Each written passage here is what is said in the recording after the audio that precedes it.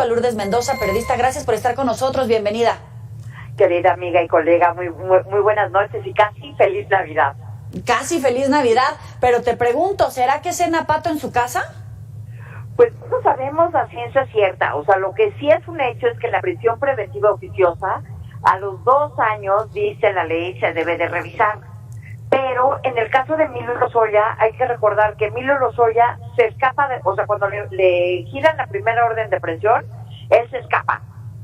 Se lo agarran en España y de ahí se lo traen a México. Si bien no viene extraditado, él viene a cooperar con el gobierno de la 4T para hacer todo este teatro judicial nunca antes inventado en nuestro país.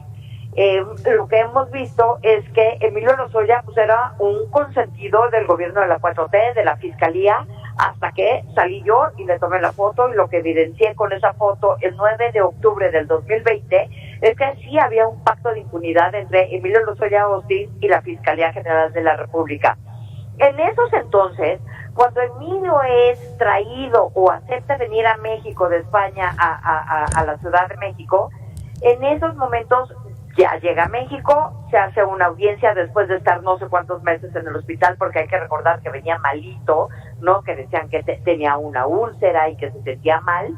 Ya cuando lo presentan en una audiencia ante un juez, el juez le pregunta a la Fiscalía qué medida cautelar quieren para Emilio Lozoya. Y dice la Fiscalía, queremos un brazalete. Entonces el juez, con este nuevo sistema penal acusatorio que tenemos, pues casi se le salen los ojos y dice, ¿cómo? O sea, no lo verbalizó, pero su cara lo decía todo. En donde decía, ¿cómo se te escapó? Y nada más quieres un brazalete. Y le dijo la Fiscalía, sí. Y todavía el juez volvió a preguntar, o sea, nada más están pidiendo el brazalete, sí. Después de que la foto que le tomo yo, que está en el Junán, como bien dices tú, echando unos tacos de pato, es cuando piden la prisión preventiva oficiosa. ¿Por qué? Porque dicen, sí, tenemos un riesgo de fuga.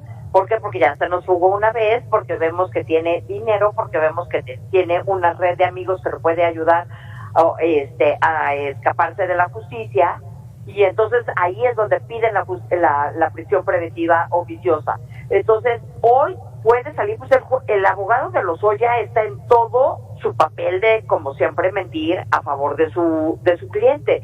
Y él dice, hoy nos tiene que dar el cambio de medida cautelar. Sí, no. La Fiscalía obviamente va a decir, ya se me escapó una vez, también se me fue a comer pato, y entonces yo estoy pidiendo que se quede. La ley claramente dice, sí, a los 2 años se tiene que revisar, pero no dice que se tiene que salir, ni que le tienen que cambiar la medida precautoria. Y como ahorita estábamos oyendo con tus reporteros, es un juez nuevo. El juez que había estado llevando el tema de Odebrecht está de vacaciones, y el juez que estaba llevando el tema de Odebrecht pues parecía más su abogado que el juez, ¿verdad?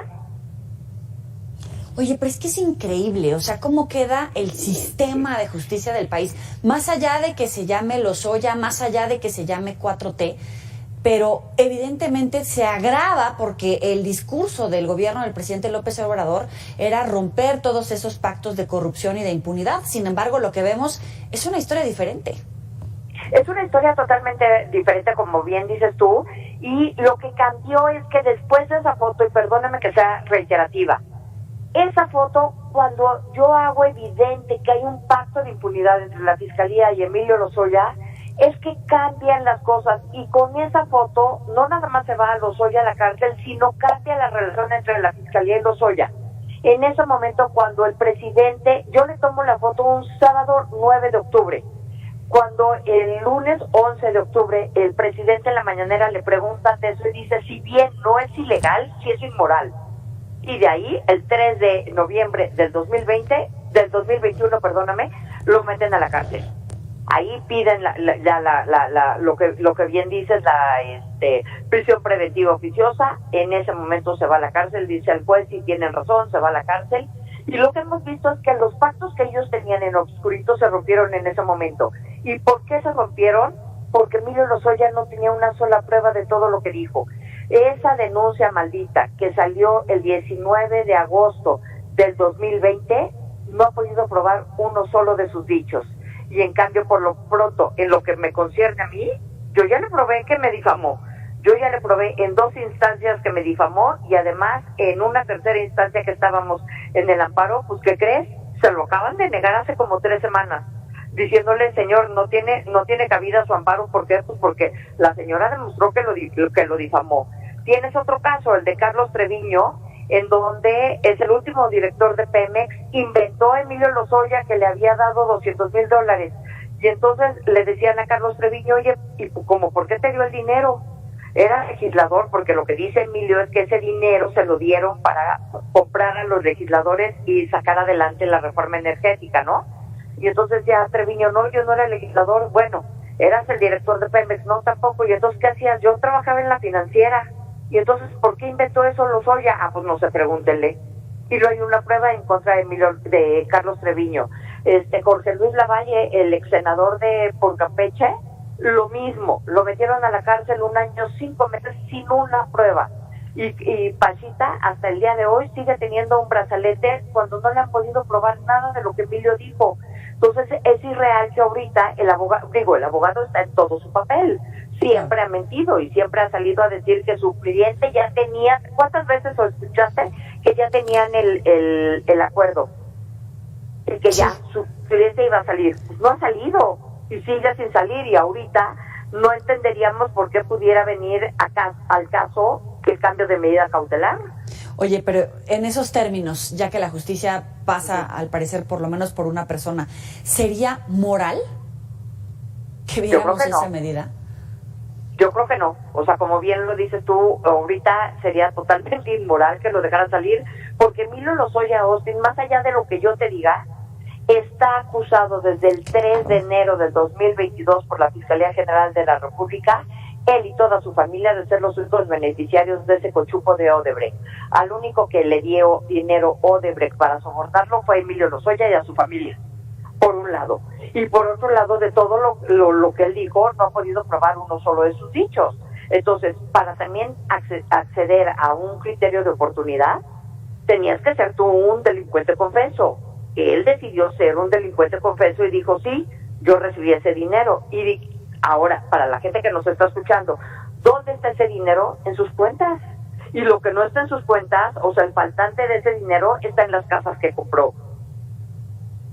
Oye, y me parece interesante, vienen las elecciones el próximo año y evidentemente todos los procesos judiciales pueden tener un tinte electoral. ¿Cómo vislumbras tanto el proceso electoral como el 7º año, como algunos lo califican, si es que gana la aspirante presidencial de Morena, Claudia Sheinbaum? Pues mira, hasta hoy, ahora es que lo que hemos aprendido con este gobierno es que la ley para ellos no es la ley. Sin embargo, el debido proceso sí se tiene que respetar. Y déjame utilizar esta expresión, haya sido como haya sido, el sistema judicial de este país, aunque tarda, sí la justicia llega, aunque sea, dicen que justicia que no es pronta y expedita no es justicia. Híjole, cuando te está persiguiendo el Estado por una mentira, como me pasó a mí y a los 16 personajes del ámbito público que Lozoya difamó, pues mira, no importa cuánto tarde, mientras salga la justicia, te sabe a miel. ¿Cómo veo yo el tema? Yo creo que en estos momentos Emilio no debería de salir, por lo que tú acabas de decir, no sería moral que lo dejaran salir siendo un delincuente confeso, pero además de eso, estamos en elecciones. Y esto de estar politizando la justicia no nos conviene a ninguno mexicano. Lourdes Mendoza, como siempre, muchísimas gracias por atender el auditorio de Mega Noticias. Feliz Navidad, por cierto.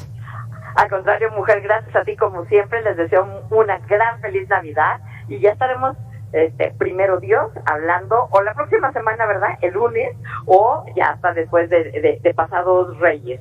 Claro que sí. Aquí estaremos. Muchísimas gracias. Buenas noches. Que estés muy bien.